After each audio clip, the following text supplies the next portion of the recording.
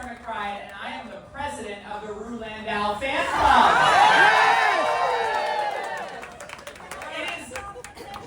It is wonderful. Yeah, we'll fight for it. History's here.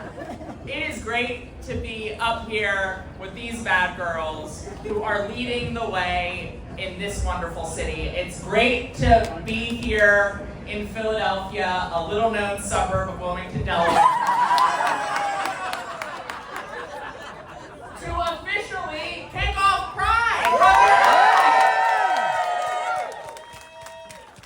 And Bruce said to honor me, no, we are here to celebrate a true trailblazer. Yeah. Someone who has shattered a major lavender glass ceiling as the first out LGBTQ member of the Philadelphia City Council. For many years to come. And so I thank you for all of your support for Rue, because the work that these ladies are doing on the Philadelphia City Council has never been more important. Rue asked me to talk about what's going on in Washington, D.C., what it's like. It's a shit show. But it's going to be, in this moment, local elected officials and state elected officials serving as the last line of defense for our rights and for our democracy. And Rue is leading the way for Philadelphians of all backgrounds, of every gender and sexual orientation, Philadelphians in every corner of this city and every income bracket. She sees people who are unseen and unheard. And at this moment in our politics, when it feels like it brings out the worst in so many people, Rue is the best of us. And when she asked me to join her, after she helped me so many times in my campaign for Congress, I said, hell yeah, sign me up, let's party. But, you know, Rue mentioned this is a different kind of pride than the one that we celebrated last year and the year before, really over the last several years. But in so many ways, this pride is returning to our roots. Because while we have been able to celebrate so much progress in recent years with previous prides, we know that pride was forged in hardship. Pride was necessary because of a government that oppressed us and persecuted and told us to hide and told us to be ashamed. And right now, as we enter June, we are facing a cruel and concerted effort to roll back the clock on our nation's progress, not just for trans people, not just for LGBTQ people, but for people across genders. They want to bring us back not just to the 1950s, but to the 1890s. They want to push some women back into the closet and push others, many more, back into the kitchen. This is all part of an effort to control gender in our society. And it is all part of an effort for them to consolidate power, to line their pockets and the pockets of their wealthy donors. Because right now, as we are seeing an effort in Washington to strip health care from 14 million Americans, as we are seeing an effort to gut and cut food assistance for hungry families across this country, as we are seeing an effort to prove that government can't work by making it not work, all to make people hungry and angry, all in an effort to try to privatize government, to sell it off to the highest bidders. As they do this, as they screw working people, they are engaging in a strategy as old as politics itself. And that is a strategy to divide us and to misdirect the public's attention, to inflame culture wars in order to distract from the fact that every single time they say the word immigrant, every single time they say the word trans, look what they're doing with their grubby hands. Because I guarantee you they're picking the pocket of American workers, they're fleecing seniors, they're trying to privatize Social Security and Medicare, they're trying to gut unions, they're trying to screw people across this country, people who voted against them, and yes, people who voted for them. And it is our job, this Pride, to pull the curtain back on this strategy. They are trying to use people like us as pawns in their effort to line the pockets of the uber wealthy and consolidate power. Some of my colleagues are trying to use me as a pawn in Fuck their them. pitiful pursuit of attention. And I refuse to be used as a pawn.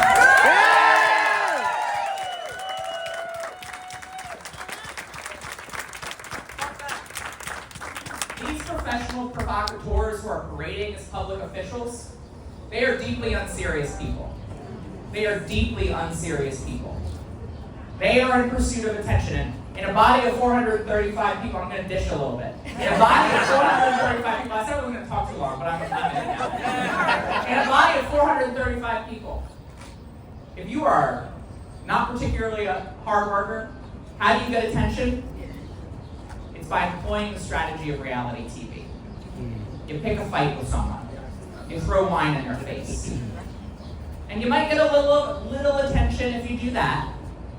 The way to blow it up, the way to really get a season-long story arc is to develop a beef with that person. But a beef requires two to tango. And I am not good at dancing. So I refuse to take the bait that they're laying out for me. And I gotta tell you, the strategy's working. Because they realize that I'm kind of boring. So they moved on to other things and other people. And they stopped coming after me personally. And you know what? It's been kind of easy to figure out their strategy because these people, they're not sending their best votes. One of my favorite stories. I mean, it's sad. You gotta laugh because otherwise you cry. One of my favorite stories happened a couple of months ago when I first got to Congress. You know, I've been banned from restrooms consistent with my gender identity by Nancy Mace. And Bullshit. one of MAGA's finest, Lauren Boebert, she saw a freshman Democrat with shoulder-length hair and glasses walk into the women's restroom off the floor of the House. An injustice, folks. An absolute injustice. She marches into the women's restroom and starts screaming at this freshman Democrat with shoulder-length hair and glasses, "You don't belong!" Bewildered and bemused, this freshman Democrat continued to go about her business. Outraged by this continuing injustice, Lauren Boebert goes to the floor of the House of Representatives to secure the backup of Congress's top bathroom sheriff, Nancy Mace. The two march off the floor of the House. I wish I had seen this. I was voting on some ridiculous Republican bill, probably banning every book from but Mein Kampf from school libraries. I don't know what was happening, but they march off the floor. They march through the doors of the House of Representatives like they're saloon doors in the Wild Wild West. And they march into the restroom, and a couple of seconds later, they sheepishly walk out.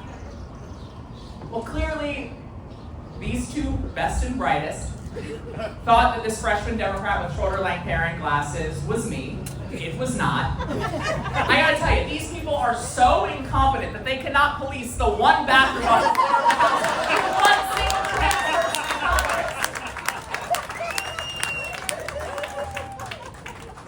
These are deeply unserious people. But I don't have to tell you all that the consequences of their actions are serious. The consequences of their actions are serious for trans folks, yes. But the collateral damage of this gender policing hits all women in our society. We saw it recently with a cisgender woman who a customer thought was trans, went into a restroom at her place of work. A customer complained, and that cisgender woman was fired. We've seen it with cisgender women who use restrooms at a hotel in Boston who were thrown out of that hotel by a security guard because people thought that they were trans. You don't talk woman enough. You don't walk woman enough. You don't look woman enough. Hell, if you have shoulder-length hair and glasses, they tell you that you don't belong. But we are here tonight. We are here this Pride Month. We are here in this country because we know we belong.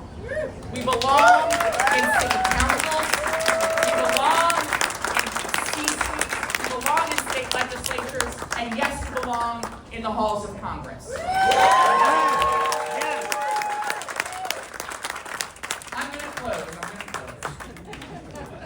I'm gonna say this because as we enter this Pride Month, it's easy to feel hopeless. It feels different than 15 or 20 years ago, when it felt like if we simply worked for it, if we voted and volunteered, that change was inevitable, that we would inevitably bend the arc of the moral universe toward justice with effort. And it doesn't feel that way anymore. We can't see the light at the end of the tunnel. We are facing what probably many of us faced as closeted young people. We are facing as a country a crisis of hope. But one of the things that I take comfort in is the knowledge for our community and our country that sense of inevitability that we felt 10 or 15 years ago, that is the exception in our history. Every previous generation of Americans has been called to conquer seemingly impossible odds. Odds much greater than the ones we face right now. The first time I walked into the Capitol as a new member of Congress, I gathered with my freshman colleagues in what's called Statuary Hall, which is where the House of Representatives met for the first 50 years after they had met up the street from here in this town. The place where Abraham Lincoln served. And then we walked down a hallway about 100 feet through the doors and the president enters for the State of the Union. And we walked onto the floor of the House of Representatives, my first time in my life doing that. And as you enter that space with the history heavy in the air, you realize that that is the space, that is the place where the 13th Amendment and the 14th Amendment were added to our Constitution. That is the place where women got the right to vote. That is the place where Social Security and Medicare and Medicaid were created. Those are the chairs where our colleagues sat as they voted to pass the Civil Rights Act and the Voting Rights Act. And you step into their shoes. And you step into the shoes of the advocates and activists and everyday people who fought for that progress. And you remove the hindsight of history. And you realize that they had every reason to believe in the months and years ahead of that progress that it would never come. You cannot tell me that the reasons for hopelessness now are greater than the reasons for hopelessness for an enslaved person in the 1850s who had no reason to believe that an Emancipation Proclamation was on the horizon. You cannot tell me that the reasons for hopelessness now are greater than the reasons for hopelessness for an unemployed worker during the early days of the Great Depression who had never heard of a New Deal.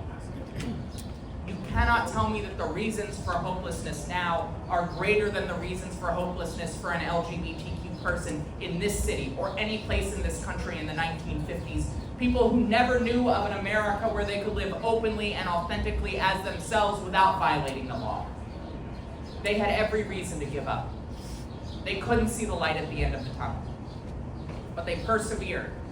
They summoned their hope, they found the light, and they changed the world. And this Pride Month, I am confident, I am hopeful that we can do what previous generations have done. We can summon our hope.